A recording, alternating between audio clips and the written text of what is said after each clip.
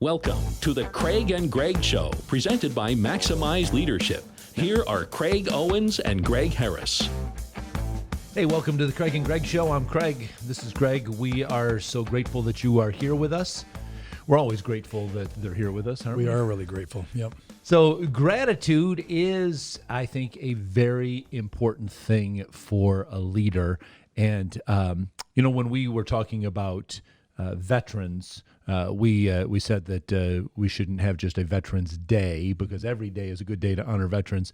And I think it's the same thing with Thanksgiving. I mean, I know we have a Thanksgiving Day, right. but a lot of families, they might go around the table and everyone will say what they're thankful for.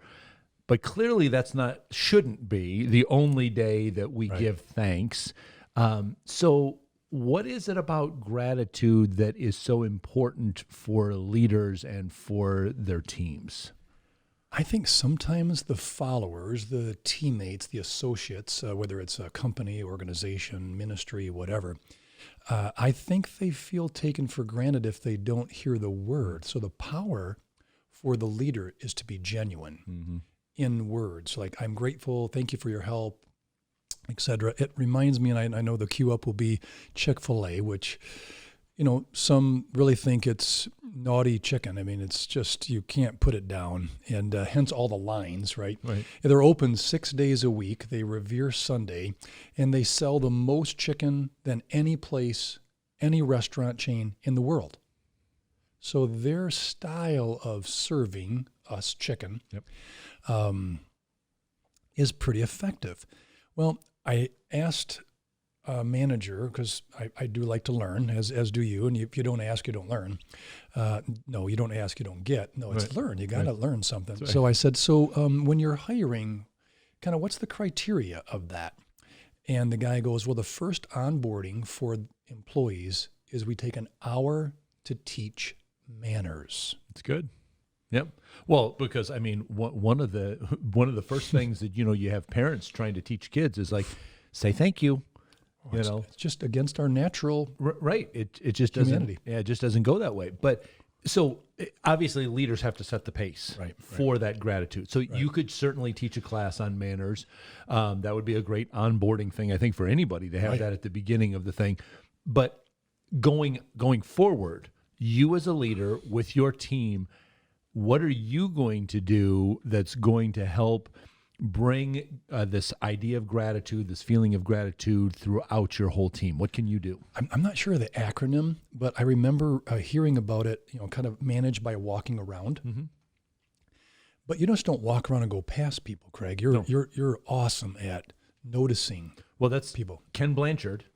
Yeah, he says catch people doing something right. Yeah, and that's why you walk around, is to catch them doing something right. And you've done that in your career, which is outstanding. In different places God has you, and the results for your teammates. What happens when you notice them and are grateful? You express it. Absolutely. What happens? Well, I'll tell you. Somebody just told me the other day, and I had even forgotten that I did this. I was reading something, and it made me think of a guy on my team. And I just pulled out my phone and I sent him a text and I said, hey, I just read this quote and it was about being thankful for people that come alongside you. And when I read it, it really made me think of you. And so I just want you to know how grateful I am that you're alongside me in this journey. I didn't even really remember sending that until he just said to me the other day, he goes, do you remember when you sent me that text? And I was like, oh, yeah, I kind of do. And he says, he pulls up on his phone. He goes, I saved it in my phone. And he says, I bet you that I look at that text that you sent me at least once a week.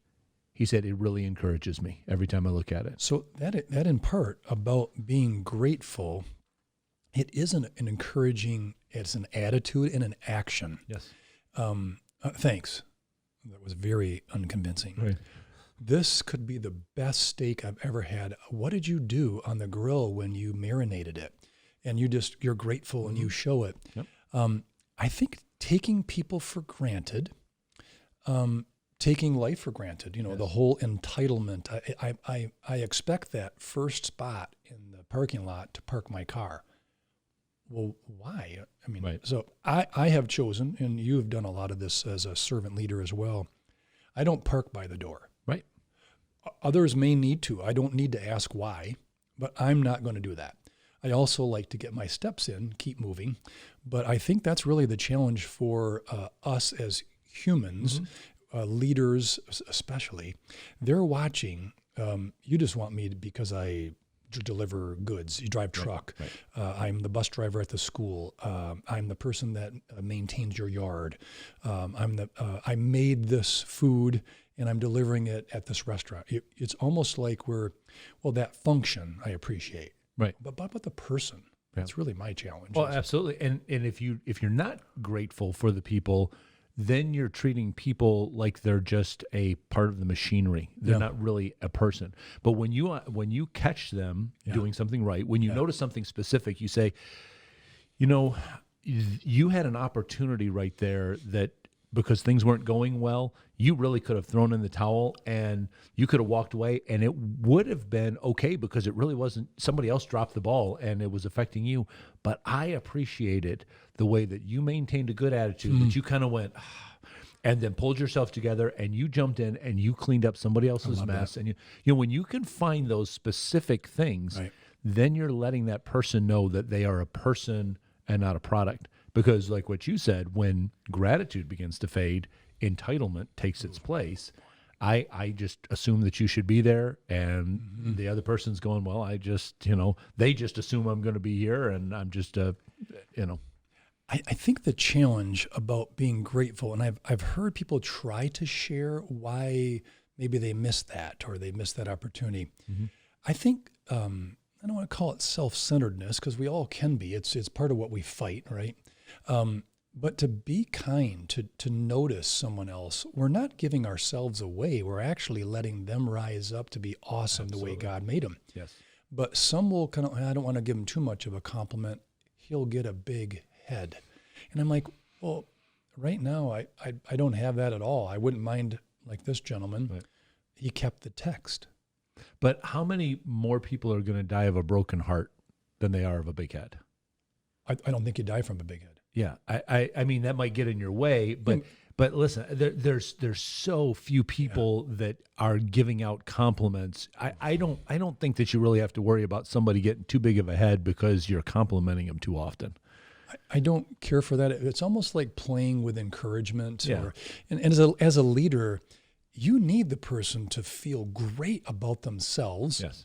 And themselves on a team, right? The right seat on the right on the bus, and to me, to hold back on that is just a really leadership challenge. I would challenge all of us, whether we're in home, in school, in work, and I don't care what you do.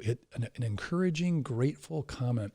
I was traveling a while back in an airport, and there was an older man walking, and it looked like he was walking by himself. I just really didn't watch him the whole time. He had a backpack and a walker, but I could tell his shoe was untied because his string was quite long.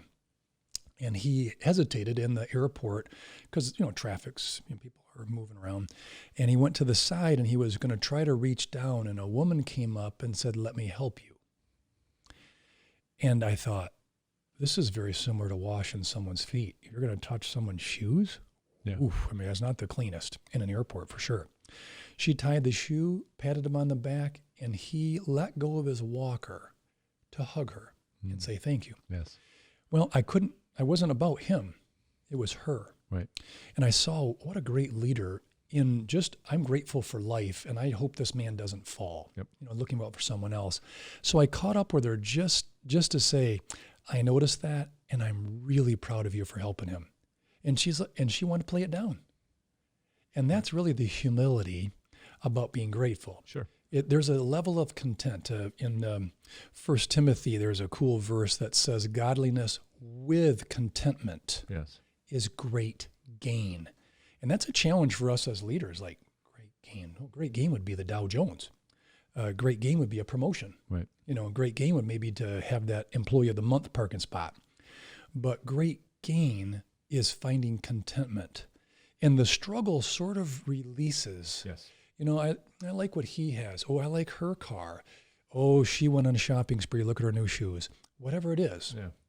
And there's just a little envy that kind of poisons sure does. our heart, right, on just being grateful or gratitude.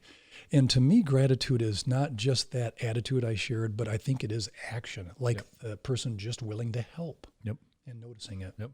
Being around grateful people is exciting. Yeah. Because they see things. Right. Being around ungrateful people, it just a dauber downer. It's like, golly, really, you're going to complain about the croutons on a salad? Oh, Yeah, absolutely. And It is a drain. It is a drain. It's so hard. And so for us leaders, it's really, it's a fuel for us and our influence when we're grateful. And I kind of just like to play some words and wordsmithing with you. Grateful, Grate, actually leads to great-filled leaders because people are willing to join you. They're willing to pick up the cross and carry it. They're willing to extra hands to fix something, and they're just looking for ways to be grateful because you set that bar, you show that example. But it's not easy. It's very unselfish. Right. To say, hey, I notice you. I appreciate that. You did. And even chipping in and saying, hey, I know you've got a lot of tables to bus here. Can I? Yeah, let me help you. Right. Can I put the plates orderly? Oh, that was so nice of you. So it doesn't take much. Nope, it really doesn't. So as parents as well, teaching manners, right? Like Chick-fil-A onboarding. I think for us parents, it doesn't change what age they are. They could be 3 and you're teaching a toddler, or they could be 13 or 23 or 33 or 43.